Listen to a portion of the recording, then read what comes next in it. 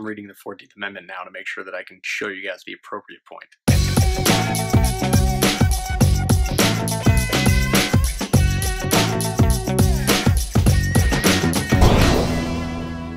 Hi everybody, welcome to another episode of the Motley Stew Show, where we try to look through the political stories of the week, try to figure out what's really going on, get outside of the echo chamber, and figure out why should we care, why is this important. So over the past week, many things have happened, but one of the biggest ones was the end of this current session of the Supreme Court, and a lot of decisions came down in just the last few days of that session. Most people have heard about the two big decisions that everyone was looking forward to, which was the Obamacare decision and the gay marriage decision. And of course, if you've been anywhere on social media, you know what happened with at least the gay marriage decision.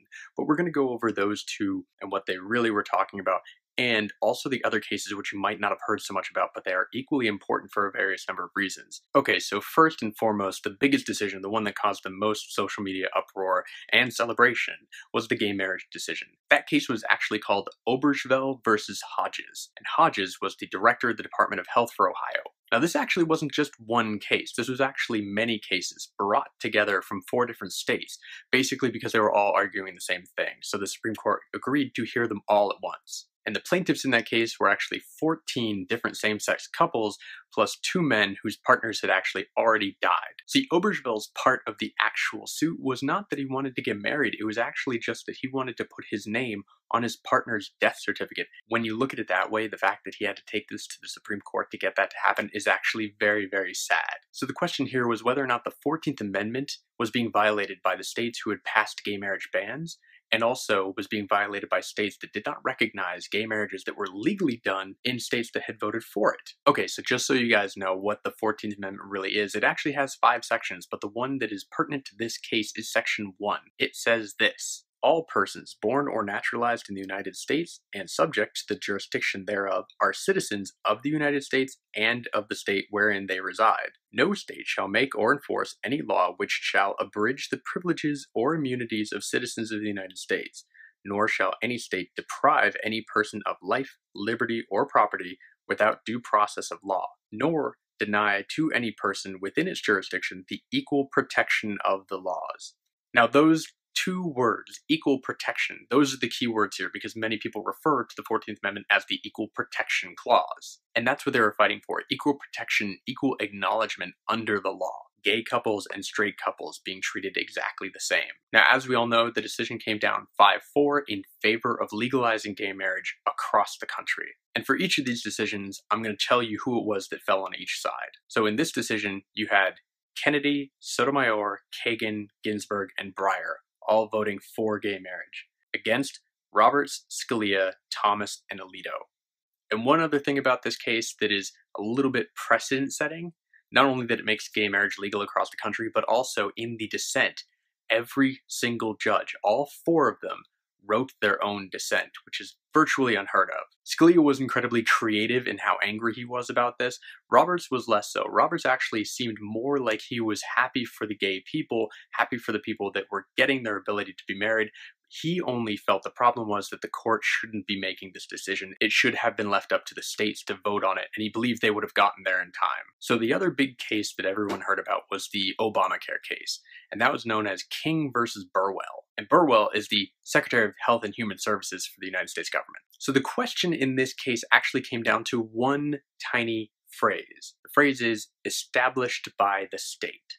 Inside the thousands of pages that are in the Affordable Care Act, otherwise known as Obamacare, there was this little phrase, established by the state. And what that had to do with was whether or not the tax subsidies, the tax credits, could be given to those people who were in states that did not accept Obamacare, meaning that they did not create a state exchange. The exchanges that were created in their state was actually created by the federal government. Now, there are 4 folks who were found in Virginia. They lived in a state that did not set up their own exchange. It was built by the federal government. They were arguing that they did not want to follow the mandatory insurance clause, meaning that they had to buy it. And they felt they fell under a certain type of exemption clause, which had to do with how much their income was. If your income was so low that buying insurance was actually going to take up more than 8% of your income, you were exempt and were not forced to buy insurance. And these 4 people said that that's where they fell into. They were exempt because of this. But to keep that level in their income, they had to make sure that they did not receive the extra tax subsidies, the extra tax credits, which would have taken the purchase of the insurance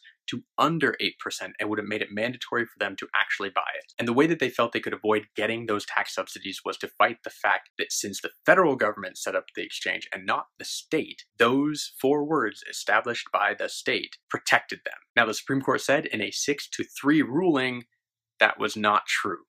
Established by the state did not protect them, because to get that protection you would have to read it in an extremely literal fashion. The key words in the majority opinion are this: in their context and with a view to their place in the overall statutory scheme. That was meaning that Chief Justice Roberts said you had to take the terms established by the state to mean the fact of the state, the entire country being part of that. And actually that the credits, the tax subsidies, were such an inherent part of the Affordable Care Act that there's no way that the law would have worked without them, and you can't just pull that out just because of maybe bad grammar. So writing for Obamacare was Roberts, Breyer, Sotomayor, Kagan, Ginsburg, and Kennedy. Against, Scalia, Thomas, and Alito. Now again, Scalia was almost apoplectic about how mad he was about this, but they lost. Obamacare still stayed alive and is now going to be the law of the land. Now here's where we start diving into some of those cases that you might not have heard about, but they are quite important for a number of reasons. The first one is actually referred to as the lethal injection case. It goes under the name Glossop versus Gross. And the question is, does the use of a certain drug called midazolam as the first drug in the 3-drug cocktail used in a lethal injection, does the use of that violate the 8th Amendment, saying that the government cannot do cruel and unusual punishment or torture, especially when implementing the death penalty? Now, the reason this came up is twofold. One, pharmacist unions across the country have almost unanimously decided to stop providing drugs to be used in lethal injections. They decided it was against kind of the medical conscience clause, being that they were there to help people, not to kill them. Now, once that decision was passed, many states started finding out that their supply of these drugs began to run thin, if not run out altogether. In Oklahoma, the first drug in that 3-drug compound had run out completely, and they were looking for a substitute. And they came across this particular drug. They used a 500 milligram dose, and if you were following the news around that time, you saw that there was a massive, massive blunder in the execution of an inmate on death row. Not only did it not work right away, he suffered for hours upon hours. People that were there described it not only as torture, but as agonizing just to watch. So this case came up because of 4 inmates who basically said, I don't want to go through that. That looks like torture to me. And they felt that their 8th Amendment rights were being violated if they're going to be given a drug that could possibly do that to them. Now, the decision by the court was they felt it did not violate the 8th Amendment. Basically, the Supreme Court said it didn't violate the 8th Amendment because the state had tried legitimately to find other substitutes and didn't.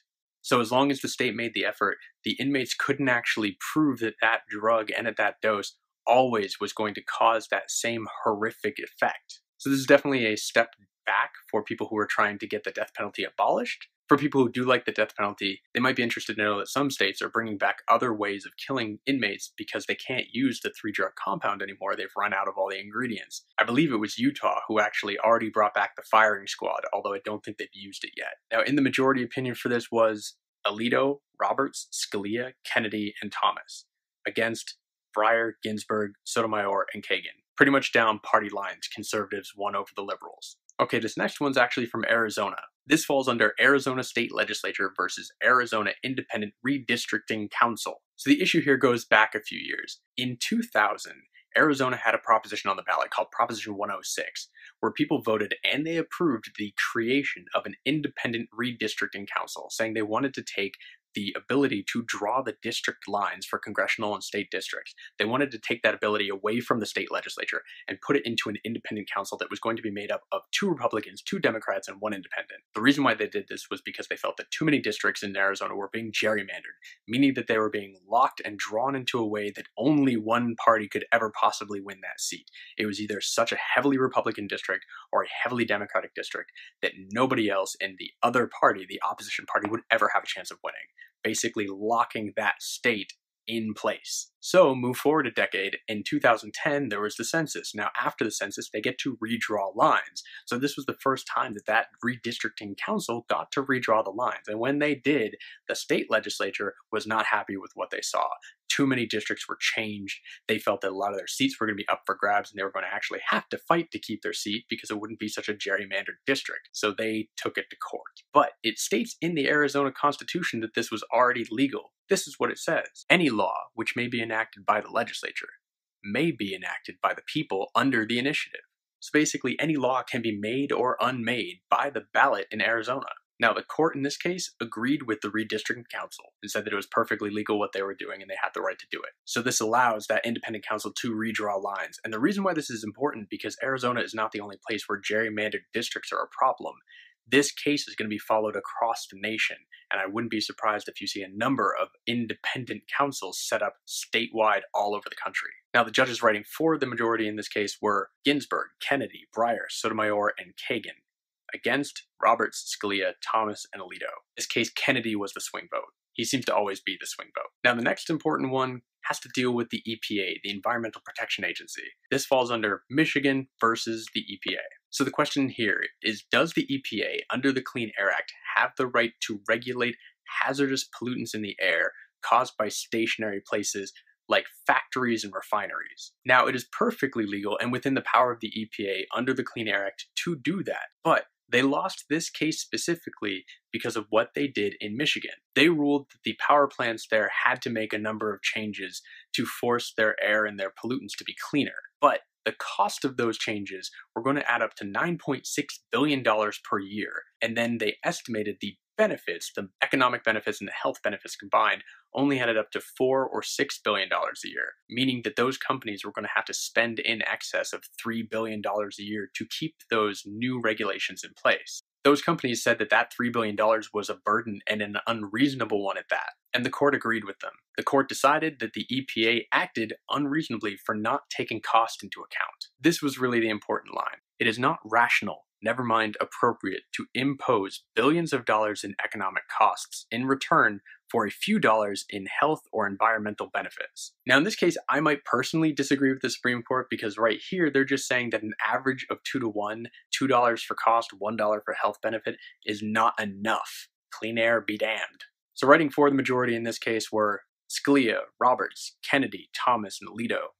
Against, Kagan, Ginsburg, Breyer, and Sotomayor. Again, straight down party lines. So this one gets a bit in the weeds with legal ramifications of what's going on, but it is important for a number of different reasons. So this is the case of the Texas Department of Housing and Community Affairs versus the Inclusive Communities Project. So the question here surrounds the Fair Housing Act and the money that it provides, and whether or not the Texas Department of Housing was applying that money fairly and doing it in a way that didn't promote segregation by giving that money to predominantly black neighborhoods versus predominantly white neighborhoods. And what that does is basically creates projects, creates lower income housing in predominantly black areas versus lower income housing in predominantly white areas. And the case comes up under this idea of disparate impact, meaning that there is one party that is negatively impacted by this, even though the intent of the action was not to do so. And the court agreed that the Department of Housing and Community Affairs was actually disproportionately negatively affecting black people through their patterned spending of this money.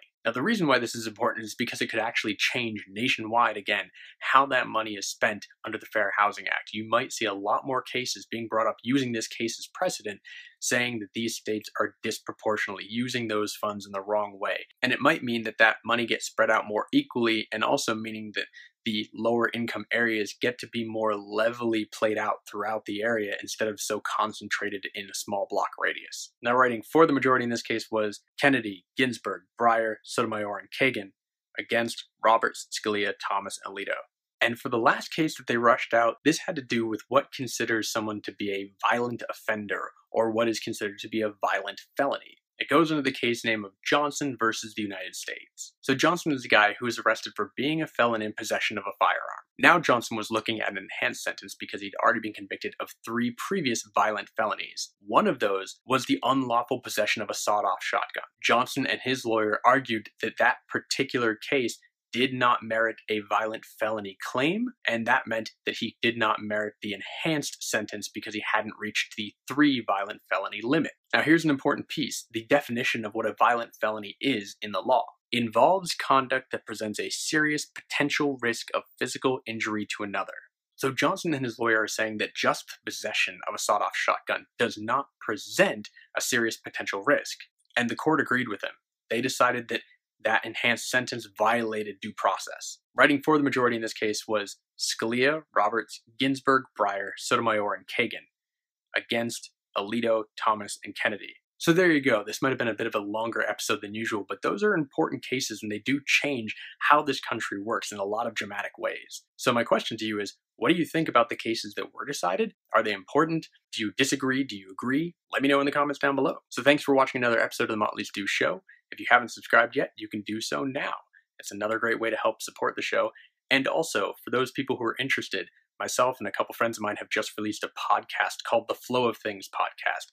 If you haven't heard it yet, you can take a listen. It's on SoundCloud and iTunes. And if you do like it, please go ahead and rate and review it on iTunes because that's the best way to support that project. In terms of this video, you can also share, like, and favorite it. Let other people know, especially if they want to talk about news and politics and how the government works or doesn't work. Stay tuned for next week, and as always, here's a little bit of Logan.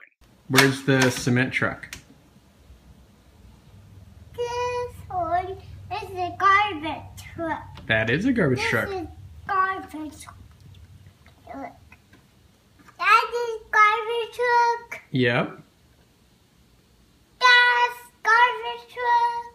Yup. That's a crane. Yup. This is taker truck. Yep.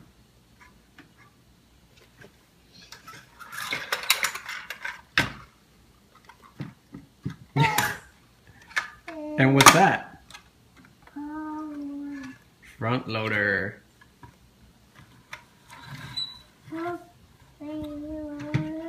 Can you push the button on top? Dance!